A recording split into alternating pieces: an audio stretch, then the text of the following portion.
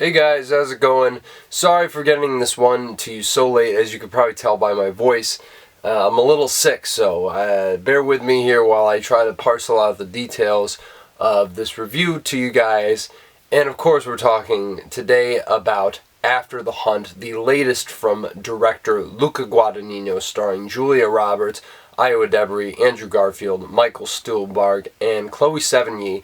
And this follows a college professor at Yale named Alma, played by Julia Roberts, and you kind of get to see her dynamic with her husband Friedrich, played by Michael Stuhlbarg, her relationship with the other professor, Hank, who's going up for tenure, and also her student, Maggie, who really kind of looks up to her.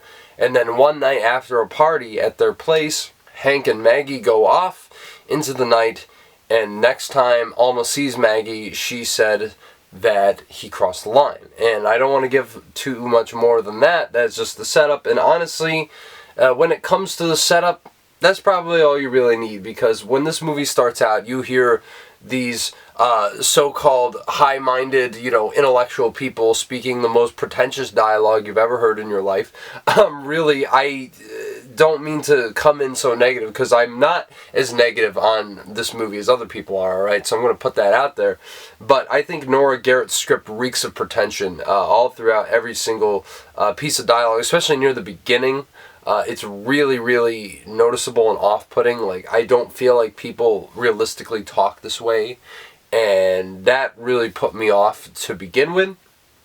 But, as the story kind of unfolds, I think even though there's a lot of ideas that aren't necessarily gelling together very well, I think she has something interesting to say about, cancel culture and the whole climate of Me Too.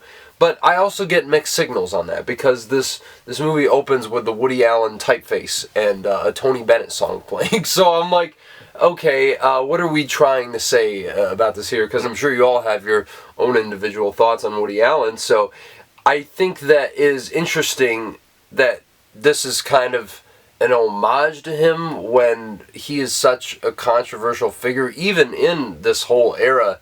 It really didn't rub me the right way. I mean, it looked nice, though. So, but yet again, here comes the mixed messaging. What are Guadagnino and Garrett trying to say with this film?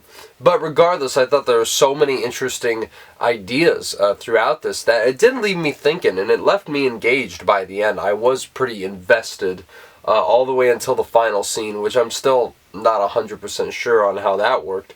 But I'll tell you what did. Julia Roberts, first and foremost, this is the best she's been in a very, very long time. A very subtle performance from Julia Roberts, but she gets a couple moments to really chew the scenery.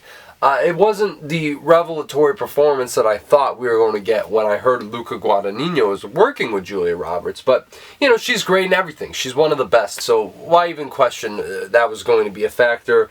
I love her work here. Definitely gets to play a very interesting character, one in which that your allegiance might flip-flop back and forth in regards to her true intentions, and how she's processing the situation, I think, really still keeps her grounded to some degree, because she's really thrown into a shitstorm, quite literally.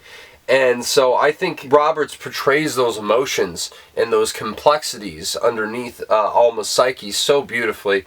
But I really think the true standout here is Andrew Garfield. My goodness, I said before going into this film, before we heard anything about it at Venice, I thought that this was going to net him another Oscar nomination.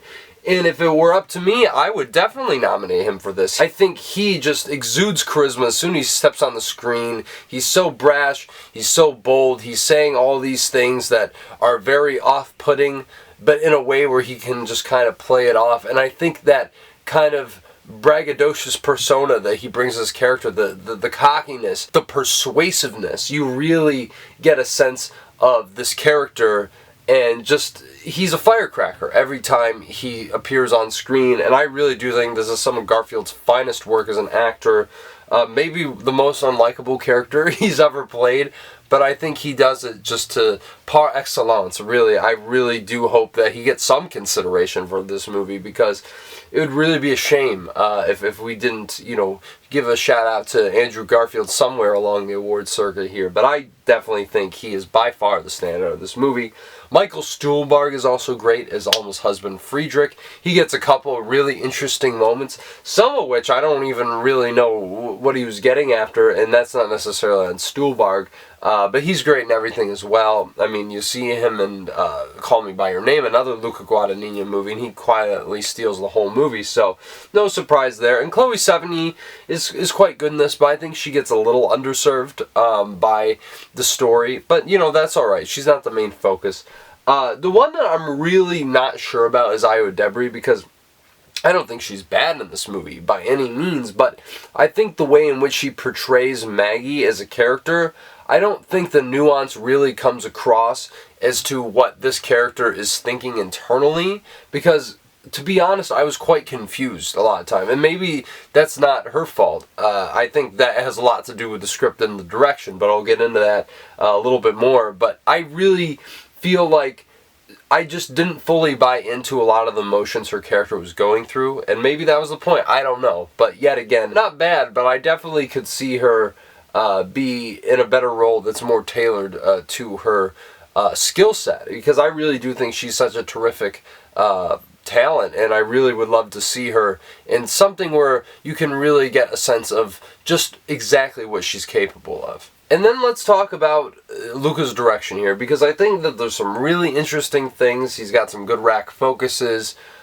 He has a very interesting utilization of close-ups, which I don't know if it always works the way that he cuts them together. The choices of shots that he uses, it doesn't always work. But there are some really interesting things, especially there's this motif with hands where he'll focus on a couple people's hands, specifically in a scene between Julia Roberts and Michael Stuhlbarg. Now, I know a lot of people didn't like that scene, but I actually really enjoyed that scene, because I think you get a sense of what he's saying about their dynamic and their relationship just through showing their hands and their interactions with one another. So I think that, yet again, another interesting morsel that I could kind of latch onto in this movie. But despite the places where they take some of these characters, specifically Alma has a really stunning monologue near the end of this movie where you really get a sense of who she is as a person. I think that really caught my attention more than anything in the film. But I, yet again, think these ideas are so muddled. And look, it's a good conversation starter. Me and my buddy, we were talking about this movie for a little bit after we got out of it, because there's a lot of things to bring up. But yet again, I just feel like a lot of these ideas could have been clearly communicated in a better way, and also in a way that is more accessible to audience, because I think this highbrow talk really doesn't come across that well. It doesn't feel genuine. And so I think that there's a lot of issues with the script here. And also, I got to talk about the Trent Reznor and Atticus Ross score, because usually when they're with Guadagnino, I mean, you look at Challengers, which is one of the most memorable and propulsive scores of this decade. And then you look at, for instance, Queer, which also was really great. There's this ticking motif that keeps happening throughout the movie, and I kind of get what he was doing, but it is very distracting. And then I do kind of enjoy the sparse piano playing in the score, but sometimes the pianos take way too long to come in. It feels very choppy, and I suppose that is the point, but it doesn't feel like it suits this movie very well. And then there's this weird random horn motif that comes out in the strangest of moments in this movie, and I was laughing. It was really bad. And so I honestly think this is one of their worst scores, which is saying a lot, because I just got out of Tron Ares last week, which I'm not reviewing, by the way, but that score absolutely rips, and that movie's much worse than this. So I really don't know exactly what they were going for here. Really does not work at all. And yet again, this is a mess, but an interesting mess. I think it really does bring up interesting points on how people do respond to these type of emotionally charged and, very, very serious allegations, and how one might have to navigate that for themselves. what is someone else getting out of this? But yet again, it doesn't really land on anything. It poses itself more as an opening question as it does a final argument or thesis. And so, with all that being said, I mean, it's definitely worth a watch for the performances alone. It's Luca Guadagnino, but besides Melissa P., which I have not seen, I'd like to gander at a guess that this is his worst movie. And yet again, it's not that bad. I don't think it's as terrible as people are making it out to be. But if someone didn't enjoy this movie, I completely understand. It is very messy, but an interesting mess at that. And so I'm going to give After the Hunt a 6 out of 10. Not a glowing recommendation by any means, but, you know, just to see Julia Roberts back on the big screen in a serious drama, that really is a good thing nonetheless that should send you out to the theater. But if not, I completely understand as well. You leave it up to your own jurisdiction whether you're going to check this out or not. But I would personally slightly recommend it myself. So let me know if you guys have seen After the Hunt and what you thought about it down in the comments below. Do you agree with me, or do you think that this is like one of the worst movies of the year, or do you think it's one of his best? I would ask why, but you know, you're going to tell me down in the comments below if you really want to. And please smash the like button, subscribe to the channel if you haven't already. More reviews on the way. I'm assuming the next movie review is probably going to be If I Had Legs I'd Kick You. But to be honest with you, I gotta talk about Pokemon Legends ZA, so I might get into that a little bit, give you my first impressions, kind of talk about some of the things I'm looking forward to, some of the megas that I like, all that and more. So please stay tuned for that, and so much more coming down the pipeline on the channel, and I will talk to you guys very soon.